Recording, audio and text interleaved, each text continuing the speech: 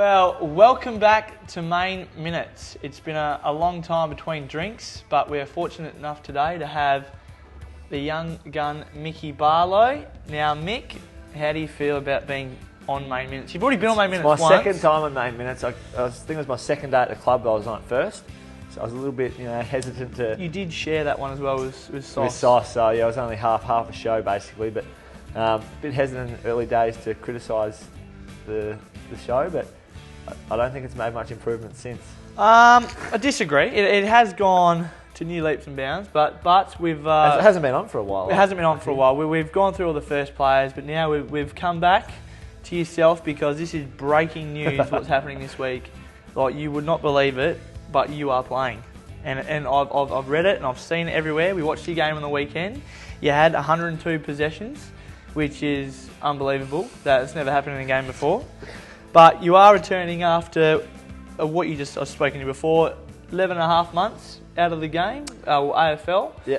How's it all feeling? Really good, mate. It was basically 11 months to the day that I played the half in the Waffle a few weeks ago. So it's a pretty lengthy rehab, and it's just one of those rehabs you have to get 100% right and not rush it back because you'll run into little issues along the track. So it was really important for us to get it right first time, and touch wood we do from here on in. We've got half a season of footy to go, and as I said, playing this week, so really excited to get back into we're wearing the alternate strip this week, but to wear the Freo jumper. I love this place, and really indebted to it for what it's given me the chance to do, and just looking forward to playing with yourself. Don't train with you much because you don't train much. You like to play the game and then get through the week.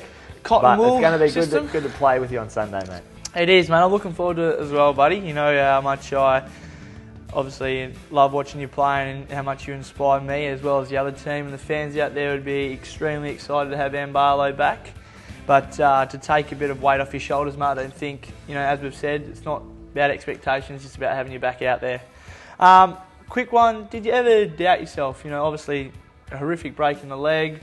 Did you ever think this is going to be extremely tough to get back?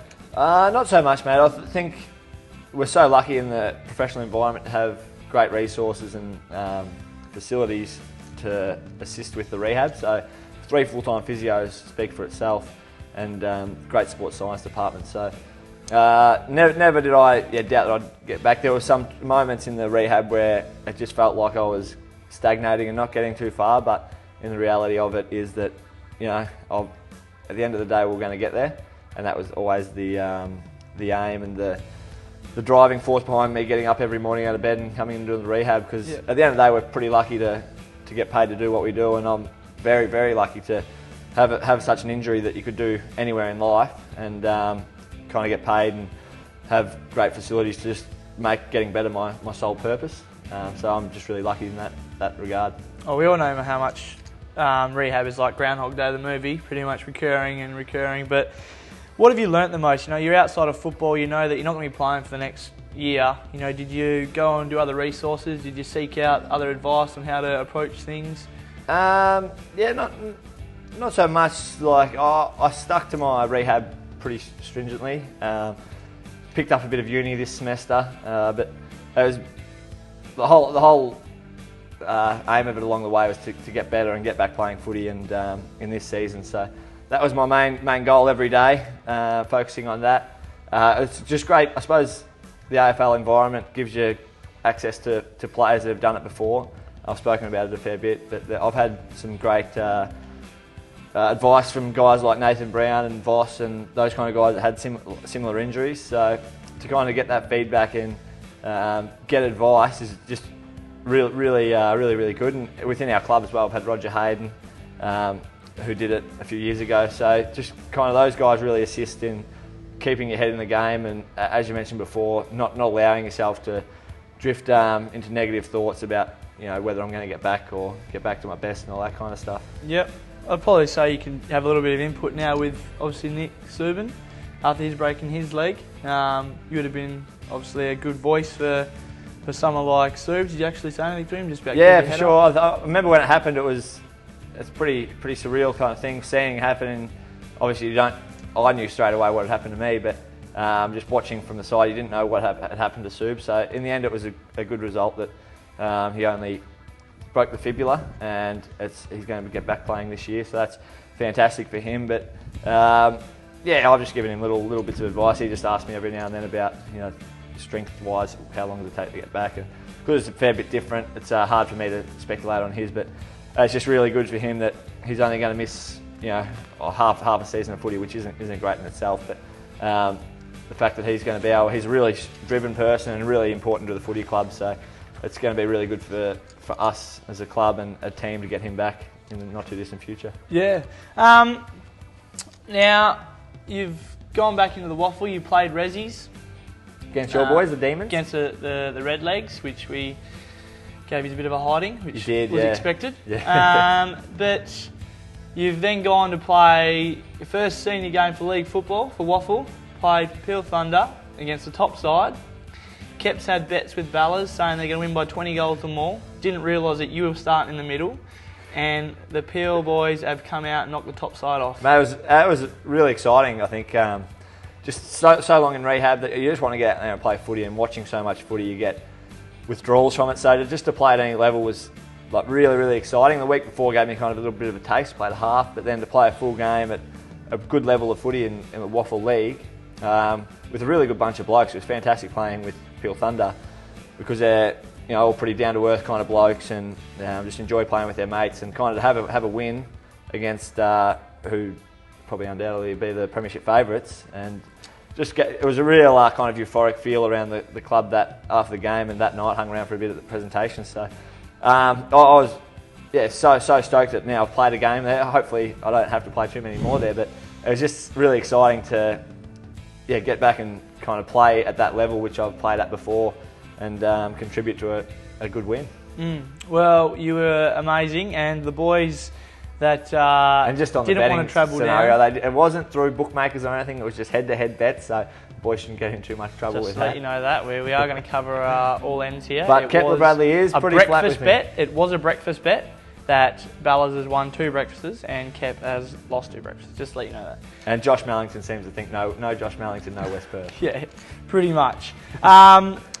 Exactly. You've had a great game, and you know, I don't think you're expecting much, let alone just to get out there, you get a full game, get your legs used to football again. But through this week of training, I think Harv's already spoken to you and said, mate, look, you're coming back this week. Did he actually give you a call, or just a little whisper? Well, Harvs, you know Harvs. Yeah. He's pretty stringent on the mobile phone use. He is. We had our day off on Tuesday, and a few boys went to coffee, and we left the phones in the car just so we could talk and interact. Interact, that's the one. So I got back to the car and had a few missed calls off Harvs, rang him back. He must have been interacting with someone because he didn't answer.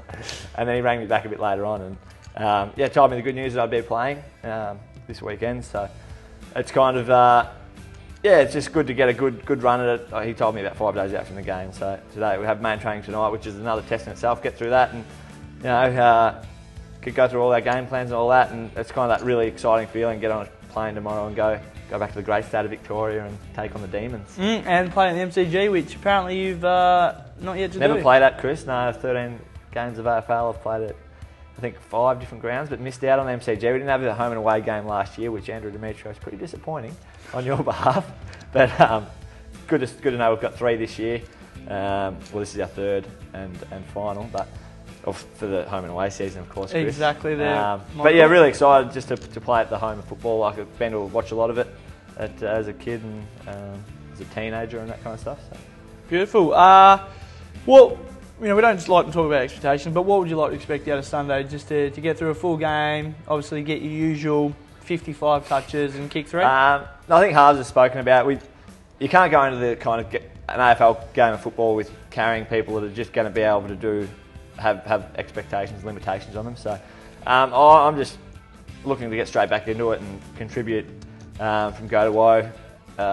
So I think playing the full game at Waffle level was really good for me on the weekend. Would have loved to play against Essendon, but was told to go back and have a full head out in the Waffle, and that's given me a lot of confidence in, you know, my body and getting through a full game and clocking up good numbers in the GPS ratings and all that. So it's given me a lot of confidence to know I can go out there this weekend and you know, not have that little bit of lingering doubt that, you know, can I run out a full game, which which I know that I can now. So I think it's a really good tactic that the clubs used to make sure we didn't go in underprepared with any players at any time. So. Yep. Well, mate, we all know that you'll return to your best footy, whether it be this weekend, next weekend. You know it's going to come. You're that type of character that will always put his head over the footy and win the hardball. So, mate, it's great to have you back in the side. A little bit away from football now. You have moved in with your best friend Nick Blower, your best mate. Best friend in the world, yes. So, how's that all going? Really good, mate. He's, as you know, a very good bloke. Pretty kind to everyone, and just helped out a bloke in the change rooms before, didn't he? He did. We didn't know. Yeah. Blokes just rolled into the change rooms, and everyone's a bit bamboozled as what's going on, and no one really wanted to approach him. But Lowy stood up. Hey mate, how are you? Are you lost or where are you after? I can show you where that is. Is it? So at home when you get a little bit lost, when you sleepwalk, he just helps you back to your bed and tucks you in? Yeah, he jokes around that we sleep in the same bed, but we don't. So who does all the cooking? I know you can't cook, so obviously Nick. He does a lot of the cooking. Yeah, he probably does most of the cooking. I do a little bit, but I do most of the cleaning. So we really complement each other well, which I think you'll hopefully find out on Sunday. You're two best friends, that's right. We know that while you were originally did a bit of football commentary, and we all heard it. We thought you were the next Dennis Cometti, so how did it all go for you? Look, Chris, it went really well. No, it was really good. I really enjoyed it. It gives you a better perspective on the game. You sit in the best seat in the house there. And did the Foxtel Cup, so something that's pretty close to my heart. Hopefully getting more mature age players drafted. Man, you 2 mature age pickups for the Dockers. Right. But it's good to see kind of recruiters taking more notice of that kind of thing, and state league comps getting more and more recognition through that kind of those kind of avenues. Well, Mick, thanks for being on the Mayne Minutes, the special Mayne Minutes show with Michael Barlow. We do wish you well.